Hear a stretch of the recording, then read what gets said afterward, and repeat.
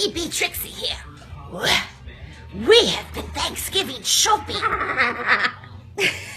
to prepare to cook a meal for 18 people. Maybe 20, I don't know. We got our pies from Yoda's.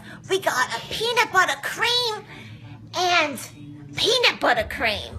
And well, we And pumpkin cream. So we're feeling kind of snacky.